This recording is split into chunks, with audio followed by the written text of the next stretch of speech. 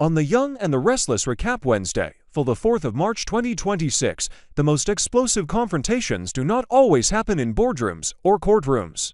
Sometimes they unfold quietly over coffee at Crimson Lights, where truth slips out between concern and guarded politeness. The upcoming exchange between Sharon Newman and Daniel Romalotti Jr. carries that exact tension, soft on the surface, razor sharp underneath. Sharon is not approaching Daniel as an adversary, at least not openly. She is approaching him as a mother who knows her daughter is unraveling and who senses that time is not on their side. Daniel's first instinct when he sees Sharon is genuine concern. He asks about Mariah Copeland, not as gossip, not as obligation, but as someone who still cares about the fallout affecting everyone connected to her. Sharon does not sugarcoat the reality. Mariah is struggling. Recovery will not be quick. Stability will not be immediate. There is something heartbreaking about Sharon's admission that Mariah cannot do this alone, that she needs her wife, her child, her family. It is not manipulation, it is belief. Sharon genuinely thinks that love and proximity are part of the solution. From her perspective, the fracture in Mariah's marriage is not just emotional damage, it is a barrier to healing. But Sharon is perceptive. She has noticed the shift between Daniel and Tessa Porter. Their closeness is no longer subtle. Grief has a way of binding people together, especially when they feel equally displaced by the same crisis. Sharon's question about their relationship is calm but deliberate. She does not accuse. She observes, and that makes it harder for Daniel to deflect. When he admits that they started as friends but have become more, it confirms what Sharon already suspected. There is no triumph in her reaction, only concern layered with disappointment. Daniel's honesty about the evolution of his connection with Tessa feels raw rather than defensive. He insists it was never planned, never strategized. It grew in the space left by Mariah's collapse. There is something tragically human about that. Neither he nor Tessa sought romance in the middle of chaos. It happened because they were there for each other. But Sharon's mention of Tessa filing for divorce lands heavily. Divorce makes things real. It removes the safety net of temporary. It signals finality. Sharon clings to hope. She believes that once Mariah stabilizes, once her mental and emotional health improve, there may still be room for reconciliation. It is a mother's optimism, perhaps even denial. Sharon has survived enough personal catastrophes to know that broken things can sometimes be rebuilt. But Daniel's unspoken question hangs in the air. How long is Tessa supposed to wait? Healing timelines are unpredictable. Emotional exhaustion has limits. Daniel sees the toll this has taken on Tessa. He understands that asking her to suspend her own happiness indefinitely may not be fair. Meanwhile, across town, another emotional reset begins. Claire Grace Newman takes steps toward peace rather than escalation. Her decision to reconcile with Audra Charles signals maturity. Their tension, fueled by rivalry and suspicion, had reached a boiling point. But Claire appears to recognize that carrying resentment serves no one. Making peace with Audra is not surrender. It is clarity. She does not need another adversary. And perhaps she senses that Audra's battles are already heavy enough. That reconciliation frees Claire emotionally to address unfinished business with Kyle Abbott. Their history is complicated but not toxic. There is unfinished affection there, layered with hesitation and mistiming. Claire's breakup with Holden Novak has shifted her perspective. Holden represented intensity without stability. Kyle represents familiarity with the potential for growth. When Claire and Kyle sit down for their serious conversation, it will not be about nostalgia, it will be about definition. Where do they stand? Is there something real to rebuild, or have they simply circled each other for too long without committing? Kyle, for all his emotional caution, may finally be in a place where clarity is possible. He has watched Claire move through chaos. He has watched Audra's presence complicate matters. If Claire approaches him now seeking honesty, he will have to respond in kind. Their decision will likely hinge on whether they are ready to choose each other deliberately rather than by default. Then there is Sienna Bacall, who enters the equation with news that could further destabilize Tessa's emotional footing. Sienna has always operated with quiet awareness. Whatever update she brings to Tessa, whether personal, professional, or relational, it will land at a time when Tessa is already fragile. If Sienna's information connects to Noah, to shifting loyalties, or to broader Newman tensions, it could intensify Tessa's internal conflict. Tessa is already navigating divorce, guilt, and unexpected romance. Another complication might push her toward decisive action. What fascinates me about this cluster of storylines is how interconnected they are through vulnerability rather than rivalry. Sharon is fighting for her daughter's survival. Daniel is questioning how long patience can stretch before it becomes self-sacrifice. Tessa is torn between loyalty to the woman she married and the man who currently steadies her. Claire is choosing reconciliation over pride. Kyle stands at a crossroads of emotional clarity. And Sienna's impending news threatens to tip an already delicate balance. There are no clear villains in this arc, only people trying to cope with consequences. Sharon may appear protective to the point of denial, but she is acting from love. Daniel may appear impatient, but he is advocating for Tessa's right to move forward. Tessa may seem conflicted, but she is grieving a version of her life she no longer recognizes. Claire's forgiveness may look sudden, but it reflects growth. Even Audra, often positioned as strategic and guarded, benefits from Claire's olive branch. If Mariah stabilizes, Sharon's faith in family unity might feel justified. If she does not, Daniel's quiet doubts will grow louder. If Claire and Kyle redefine their connection, it could ripple into Audra's emotional orbit once again. And if Sienna's news shifts Tessa's perspective, the fragile triangle between her, Daniel, and Mariah could finally tip into irreversible territory. In Genoa City, change rarely happens with fireworks. It happens in conversations like the one at Crimson Lights, measured, emotional, quietly transformative. The real question is not whether relationships will shift.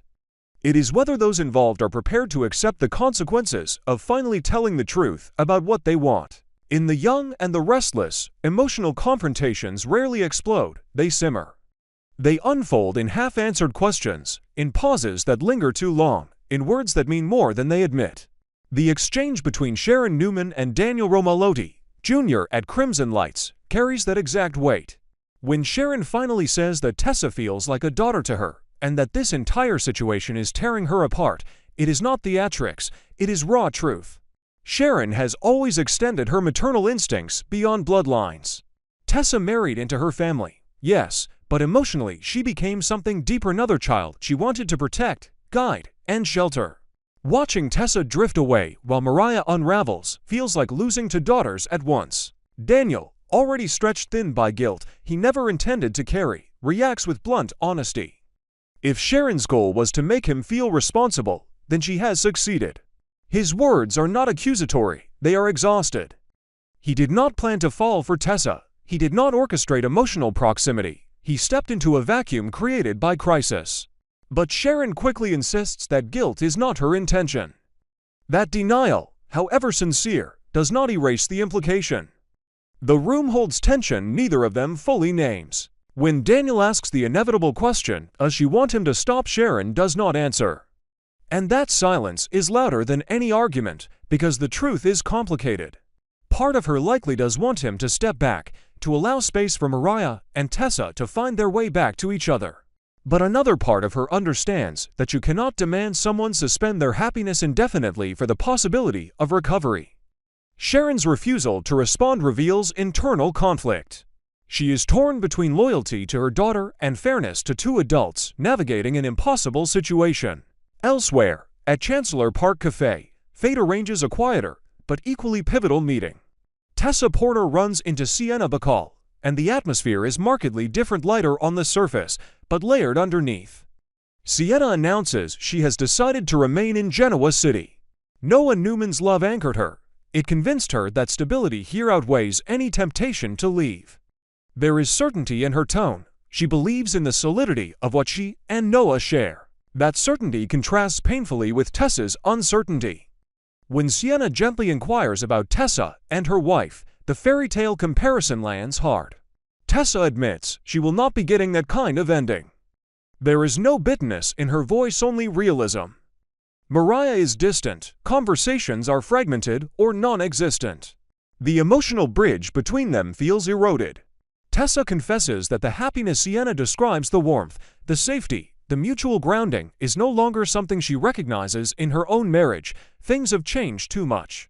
Trauma shifted the architecture of their connection, and neither of them seems able to restore it. When Daniel arrives, the energy shifts again, this time towards something lighter. Sienna mentions that she and Noah are planning to open another shadow room within town, expanding their vision. The idea feels symbolic: new space, new stage, new beginning. She asks Daniel if he performs, and the small moment of misalignment, his denial overlapping with Tessa's affirmation, results in shared laughter. It is effortless, natural. Sienna observes their chemistry with curiosity rather than judgment. On stage, she suggests, they would likely be magnetic. The implication is clear: their harmony is visible even to outsiders. That observation lingers after Sienna leaves. Because chemistry, once acknowledged, becomes harder to ignore. Tessa may still carry love for Mariah, but she cannot deny the ease she feels with Daniel. It is not just comfort, it is understanding without explanation. And that can be intoxicating. Meanwhile, in a different corner of Genoa City's social map, another reconciliation unfolds with surprising composure. Audra Charles opens the door to society and finds Claire Grace Newman standing there. The interaction could have been icy. Instead, it carries a subtle recalibration. Audra jokes that she is surprised Claire did not have the door slammed in her face, a pointed acknowledgement of their past hostility, but she quickly pivots to neutrality. There is no appetite for further conflict. Claire's response is even more telling. She states plainly that she no longer cares about what happened in Los Angeles. That statement is less about Audra and more about Claire herself. She is done carrying resentment from events that no longer serve her growth. Whether that signals maturity or strategic detachment remains to be seen, but it undeniably shifts the dynamic. The rivalry loses oxygen when one participant refuses to feed it. What strikes me about this convergence of scenes is how much they revolve around choice rather than confrontation. Sharon chooses silence instead of ultimatums. Daniel chooses honesty over defensiveness. Tessa chooses vulnerability in admitting her marriage feels altered. Sienna chooses love over uncertainty. Claire chooses neutrality over hostility. Audra chooses composure over ego. And yet, beneath those choices, instability hums. If Tessa continues recognizing emotional compatibility with Daniel, the divorce may become less theoretical and more inevitable. If Sharon continues avoiding direct answers, tension with Daniel may resurface in sharper form later. If Sienna and Noah's new shadow room thrives, it could become a symbolic contrast to Tessa's fading marriage. If Claire and Audra maintain neutrality, it may free Claire emotionally to revisit unresolved feelings elsewhere, perhaps with Kyle Abbott, whose own romantic trajectory remains fluid. The subtle brilliance of this stretch of story is that no one is yelling. No one is plotting overt sabotage. Instead, relationships are shifting through acknowledgement. And sometimes that is more destabilizing than any dramatic explosion. Sharon's silence, Tessa's confession, Daniel's laugh.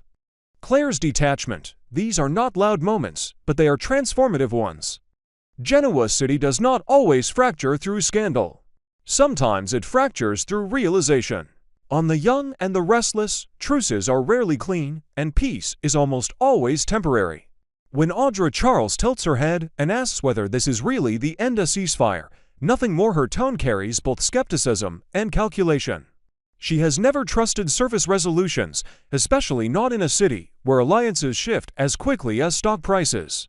When she presses Claire Grace Newman about whether she is truly finished with Holden Novak, it is not idle curiosity, it is reconnaissance. Claire's response is calm but firm. She cannot stay with a partner who is dishonest. There is no melodrama in her voice, just clarity. She adds that she has ended things with both men, an admission that reframes everything just as Kyle Abbott walks in, and inadvertently becomes the silent punctuation mark to that statement. When Kyle and Claire sit down together, there is an ease between them that feels almost nostalgic.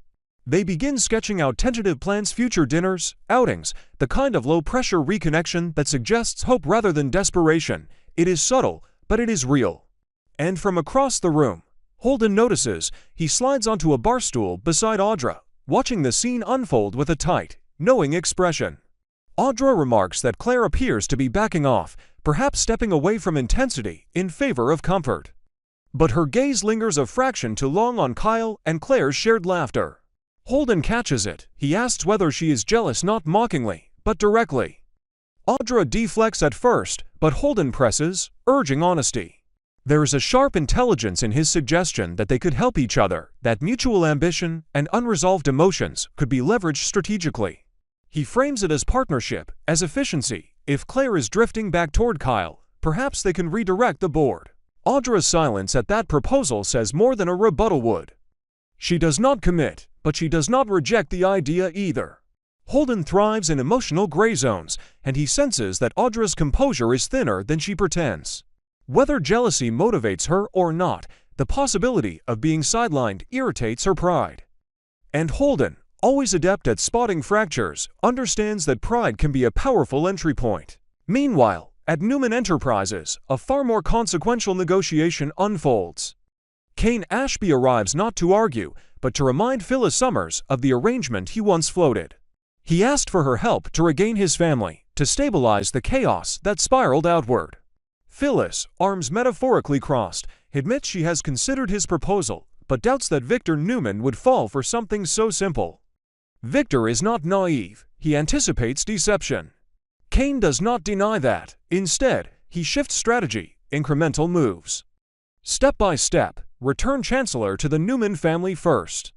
Restore order publicly, then adjust the rest quietly. Phyllis's resistance sharpens when she brings up Billy Abbott. Returning control would destabilize him profoundly. Kane dismisses Billy as collateral and unintended casualty in a larger restoration. But that dismissal unsettles Phyllis. For all her ruthlessness, she draws certain personal lines. Billy may not be perfect, but she refuses to knowingly destroy him. Kane counters by appealing to unity. They started this disruption together. They should finish it aligned. It is a clever reframing. Shared responsibility equals shared obligation. Phyllis, however, does not move without leverage. She asks what she gains. If she informs Victor directly and smooths this transition, Kane will owe her. The word "owe" carries weight in Genoa City. Debts are currency. Kane, recognizing her need for tangible benefit, offers something more personal. He will speak to Daniel Romalotti, Jr. on her behalf. That promise lands differently. Corporate maneuvering. Phyllis can survive. Estrangement from Daniel cuts deeper. The negotiation shifts from empire to motherhood in a single beat. If Kane can persuade Daniel to forgive her to reopen the door that has been slowly closing, then the cost of returning control becomes less devastating. Phyllis does not immediately agree, but she sets the condition clearly. If Kane truly succeeds in convincing her son to forgive her, then they have a deal. Kane leaves the building with characteristic focus, boarding his train like a man transitioning from theory to execution. He calls Daniel, instructing him to meet. The request is not optional in tone. Then, he calls Phyllis again, expressing quiet confidence. He believes he can reach Daniel where she cannot. There is something almost audacious about that claim, yet Kane understands leverage. Daniel's loyalty to family, his frustration, his internal conflict, these are angles Kane intends to navigate. When Phyllis tells him that if he can truly make Daniel forgive her, the agreement stands, she is not bluffing. She is prioritizing her child over control, at least hypothetically. And that, in its own way, is growth or desperation. What fascinates me about this convergence of events is how layered every interaction is. Audra and Holden circle each other like strategists considering a merger of convenience. Claire and Kyle tentatively explore rekindled stability. Kane manipulates outcomes with long-term vision. Phyllis calculates cost against emotional repair. No one is operating purely from love or purely from ambition. Everything is intertwined. Holden's suggestion that he and Audra could help each other achieve what they want hints at future disruption. Kane's promise to influence Daniel hints at emotional fallout. Phyllis's willingness to trade power for forgiveness signals vulnerability she rarely exposes. In Genoa City, ceasefires are rarely permanent, debts are never simple, and forgiveness is the most expensive currency of all.